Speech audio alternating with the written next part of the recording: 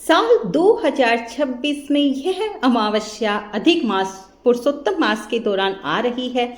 यह अतिरिक्त महीना हिंदू कैलेंडर को सूर्य चक्र के साथ जोड़ने के लिए हर 3 साल में एक बार आता है। सोमवती अमावस्या, सोमवार के दिन अमावस्या पड़ने के कारण इसे सोमवती अमावस्या कहा जाता है, जो इस बार 15 जून को आ रही है। यह दिन भगवान शिव और माता पार्वती की पूजा के लिए अत्यंत ही पवित्र माना जाता है। इस दिन स्वार्थ सिद्धि योग और अमृत सिद्धि योग जैसे बेहद ही शुभ संयोग बन रहे हैं। अमावस्या तिथि की समयावधि अवश्य रूप से हमें पता होना चाहिए। सबसे महत्वपूर्ण तिथि प्रारंभ हो रही है रविवार 14 जून 2026 को दोपहर 12:19 बजे और समाप्ति सोमवार 15 जून 2026 को सुबह 8:23 बजे तक। शास्त्रों के अनुसार अमावस्या से जुड़े पितृ कर्म और तर्पण तिथि समाप्त होने से पहले सुबह 8:23 से पहले करना सबसे उत्तम होगा। सुबह के इस शुभ चौघड़िया और पूजा मुहूर्त को देख लेते हैं। 15 जून 2026 यदि आप सुबह जल्दी परिक्रमा और पूजा करना चाहते हैं तो इन समयों का उपयोग आप कर सकते हैं। ब्रह्म मुहूर्त स्नान और ध्यान के लिए सुबह 4:03 बजे से सुबह 4:45 तक। अमृत चौघड़िया पूजा और परिक्रमा के लिए सर्वश्रेष्ठ सुबह 5:27 बजे से सुबह 7:11 बजे तक। अमावस्या समाप्ति से ठीक पहले का यह समय है। इसके बाद सुबह 8:55 AM से सुबह 10:39 तक। ध्यान दें, इस मुहूर्त का शुरुआती हिस्सा तिथि समाप्त होने से पहले मिलेगा। इस दिन के विशेष शुभ योग सोमवार को 2 अत्यंत शुभ ज्योतिषीय योग बना रहे हैं, जो आपकी पूजा के फल को कई गुना बढ़ा देंगे। तो स्वार्थ सिद्धि योग 15 जून को सुबह 5:27 बजे से शुरू होकर अगले दिन सुबह 5:27 बजे तक रहेगा। अमृत सिद्धि योग यह भी सुबह 5:27 से अगले दिन सुबह 5:27 AM तक रहेगा। तो यह विशेष फलदायी होगा। जून 2026 की सुबह ही 5:27 AM से 8:23 AM के बीच का समय पीपल की 108 परिक्रमा करने के लिए सबसे शुभ और फलदायी है। इस समय अमृत चौघड़िया भी रहेगा, स्वार्थ सिद्धि योग भी चालू रहेगा और अमावस्या तिथि भी मौजूद रहेगी। इस दिन के मुख्य नियम और क्या ऐसी चीजें हैं जो हम इस दिन पितरों की शांति के लिए और पुण्य लाभ के लिए क्या क्या कार्य कर सकते हैं। पवित्र स्नान, सोमवार सुबह ब्रह्म मुहूर्त में उठकर पवित्र नदियों जैसे गंगा में स्नान करें। यदि घर पर स्नान कर रहे हैं तो पानी में थोड़ा गंगा जल पिला लें। पितृ तर्पण, सोमवार सुबह तिथि समाप्त होने से पहले अपने पूर्वजों के नाम से श्राद्ध तर्पण या जल अर्पित करें। दान पुण्य अधिक मास की अमावस्या पर जरूरतमंदों को अन्न, वस्त्र, पानी या अनाज का दान करने से कई गुना अधिक फल मिलता है। इस दिन ओम नमः शिवाय या विष्णु सहस्त्र नाम का पाठ करना विशेष फलदायी होता है। अगर आप विष्णु सहस्त्र नाम का पाठ इस दिन करते हैं तो आपको कई गुना अधिक फल मिलता है। तो विष्णु सहस्त्र नाम का पाठ जो है उसको आप कर नहीं सकते तो सुनने भर मात्र से भी इसका फल कई गुना बढ़ जाता है। इसका वीडियो भी मैंने डाला हुआ है, आप वहां जाकर भी विष्णु सहस्त्र नाम का पाठ सुन सकते हैं। तांबे के लोटे में जल, लाल चंदन और फूल डालकर सूर्य भगवान को अर्घ्य दें। भगवान शिव और माता पार्वती की पूजा, जल और दूध का अभिषेक करें। शिवलिंग पर कच्चा दूध, दही, शहद और गंगा जल अर्पित करें। बेल पत्र चढ़ाएं। शिव जी को 11 या 21 बेल पत्र पर सफेद चंदन से ओम नमः शिवाय लिखकर चढ़ाएं। परिक्रमा यदि संभव हो तो सोमवती अमावस्या पर पीपल के पेड़ की 108 बार परिक्रमा करें और उस पर सूत का धागा लपेटें। पितरों के लिए तर्पण करें और तर्पण करते समय का ध्यान रखें, जो कि सुबह 8:23 बजे से पहले है, इसलिए पितृ कर्म इससे पहले ही कर ले।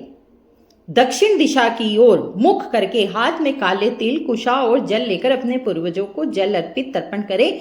पशु पक्षियों की सेवा करें, जैसे कि गाय, कौवे, कुत्ते और चींटियों के लिए भोजन का एक हिस्सा जरूर निकालें। अधिक मास का महादान, इन चीजों का दान आप इस दिन अवश्य रूप से करेंगे तो आपके संकट कम होंगे। क्योंकि यह अधिक मास की अमावस्या है, इसलिए इस दिन अन्न, गेहूं, चावल, काले तिल, वस्त्र, छाता या जूते का दान किसी जरूरतमंद को करें। दीप दान, शाम के समय पीपल के पेड़ के नीचे और घर के मुख्य द्वार पर घी का दीपक जलाएं। इस दिन क्या न करें, यह भी आपको विशेष रूप से पता होना चाहिए। जो वर्जित कार्य हैं, तामसिक भोजन से बचें। इस दिन पूरी तरह शाकाहारी रहे। लहसुन, प्याज, मांस, मदिरा का सेवन बिल्कुल न करें। कलह से बचें। घर में किसी भी तरह का झगड़ा या विवाद न करें। विशेषकर बड़ों का अपमान न करें। देर तक न सोएं। अमावस्या की सुबह देर तक सोने से बचना चाहिए, क्योंकि इस बार अमावस्या का जो समय है वो सुबह सुबह ही है, 8:23 तक ही है। इसलिए जो भी कार्य करने हैं, तर्पण, दान वगैरह, वह सब 8:23 से पहले कर लेंगे तो विशेष फलदायी होगा। सोमवती अमावस्या की व्रत कथा अवश्य रूप से सुननी चाहिए, जो कि एक धोबी और ब्राह्मण की कहानी है। एक नगर में एक गरीब ब्राह्मण परिवार रहता था। ब्राह्मण और उसकी पत्नी के पास एक बहुत ही सुंदर और संस्कारी बेटी थी। बेटी विवाह योग्य हो गई थी, लेकिन गरीबी के कारण उसका विवाह तय नहीं हो पा रहा था। एक दिन उस ब्राह्मण के घर पर एक साधु आए। लड़की की सेवा और आदर सत्कार से प्रसन्न होकर साधु ने उसे दीर्घायु होने का आशीर्वाद दिया, लेकिन विवाह की कोई बात नहीं की। जब लड़की की मां ने साधु से इसका कारण पूछा तो साधु ने उदास होकर कहा, इस कन्या की कुंडली में विवाह के बाद तुरंत वैधव्य यानी विधवा होने का योग है। ब्राह्मण परिवार यह सुनकर बहुत दुखी हो गया। तब साधु ने उपाय बताते हुए कहा कि यहाँ से कुछ दूर गांव में एक सोना धोबिन रहती है, जो बहुत ही पवित्र और पतिव्रता स्त्री है। यदि यह कन्या उसके पास जाकर उसकी सेवा करे और विवाह के दिन सोना धोबिन आकर उसे अपना सुहाग दान सिंदूर दे दे तो इसका वैधव्य योग टल सकता है। इसके साथ ही इस कन्या को सोमवती अमावस्या का व्रत और पीपल की 108 बार परिक्रमा करनी होगी। अगले ही दिन कन्या सुबह उठकर सोना धोबिन के घर चली गई। वह चुपचाप धोबिन के उठने से पहले उसके घर का सारा झाड़ू पोछा और बर्तन साफ करके वापस आ जाती थी। धोबिन यह देखकर हैरान रह जाती थी कि उसकी अनुपस्थिति में कौन इतनी सफाई कर जाता है। कुछ दिनों बाद धोबिन ने कन्या को सुबह जल्दी काम करते हुए पकड़ लिया और पूछा, तुम कौन हो और मेरे घर की सेवा क्यों कर रही हो? कन्या ने रोते हुए अपनी पूरी व्यथा सुना दी। सोना धोबिन कन्या के दुख से द्रवित हो गई और उसने मदद करने का वचन दिया। जब कन्या का विवाह हुआ तो सोना धोबिन ब्राह्मण के घर पहुंची और उसने अपनी मांग का सिंदूर उस कन्या की मांग में लगा दिया। ऐसा करते ही सोना धोबिन के पति के प्राण निकल गए, क्योंकि उसका सुहाग दूसरी कन्या को मिल चुका था। उसी दिन सोमवती अमावस्या थी। रास्ते में लौटते समय सोना धोबिन को एक पीपल का पेड़ दिखा। उसके पास परिक्रमा के लिए कोई सामग्री नहीं थी, इसलिए उसने ईंट के 108 टुकड़े या कुछ कथाओं के अनुसार चने के दाने लिए और भगवान विष्णु का ध्यान करते हुए पीपल के पेड़ की 108 बार परिक्रमा की। हर परिक्रमा पर वह एक टुकड़ा पीपल की जड़ में रख देती थी। धोबिन की इस सच्ची भक्ति और सोमवती अमावस्या के प्रभाव से पीपल के पेड़ में साक्षात भगवान नारायण प्रकट हुए। उन्होंने धोबिन के मृत पति को दोबारा जीवित कर दिया और उसे अखंड सौभाग्य का वरदान दिया। उधर ब्राह्मण की बेटी का वैधव्य दोष भी हमेशा के लिए समाप्त हो गया। इस कथा से हमें यह सीख मिलती है कि सोमवती अमावस्या के दिन शादीशुदा महिलाएं अपने पति की लंबी उम्र के लिए यह व्रत रखती हैं। इस दिन कथा सुनने के बाद पीपल के पेड़ की 108 बार परिक्रमा की जाती है। परिक्रमा करते समय कोई न कोई वस्तु जैसे टॉफी, फल, सिक्के, चने या चूड़ियां हर फेरे पर पेड़ के पास चढ़ाई जाती है। बाद में इन वस्तुओं को किसी गरीब या सुहागिन स्त्री को दान कर दिया जाता है। एक बार हम उपयोग में लेने वाली वह 108 जो चीजें हैं जो हम 108 बार चढ़ाने वाले हैं, उनकी सूची भी देख लेते हैं और देखते हैं कि सोमवती अमावस्या पर पीपल के पेड़ की 108 बार फेरी देते समय हर चक्कर पर एक वस्तु चढ़ाने का विधान है। इन वस्तुओं को बाद में ब्राह्मण, सुहागिन स्त्री या जरूरतमंद को दान दे दिया जाता है। हाँ, सब व्यक्ति अपनी सुविधा के अनुसार और अपने बजट के अनुसार कुछ वस्तुएं चढ़ा सकते हैं, तो एक वस्तु चुनकर उसकी 108 संख्या पूरी कर सकते हैं। वह खाने पीने की वस्तुएं भी हो सकती है, जो कि सबसे सरल और प्रचलित है।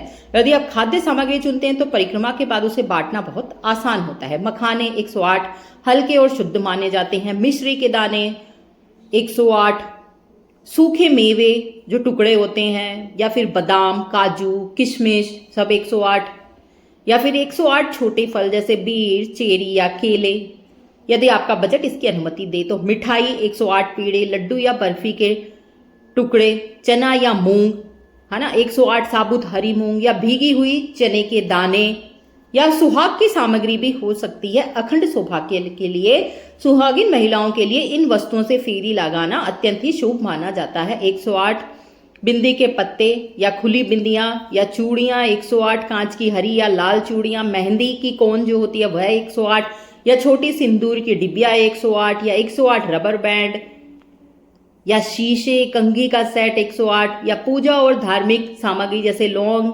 या इलायची 108 हो गई, साबुत लौंग हो गई, या इलायची मूली हो गई, कलावा जिसे बोलते हैं 108 छोटे टुकड़े कलावा के, 108 कपूर की टिकिया या सुपारी 108, साबुत पूजा की सुपारी, गोमती चक्र 108, गोमती चक्र या कोड़ियां, यह मां लक्ष्मी को प्रिय है।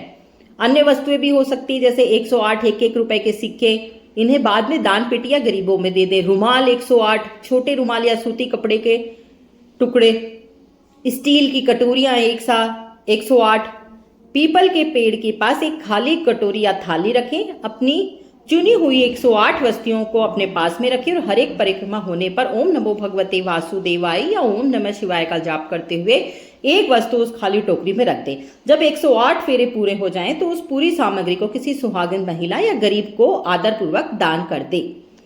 चूंकि यह अमावस्या इस बार 15 जून 2026 में आने वाली है तो यह बहुत ही फलदायी है।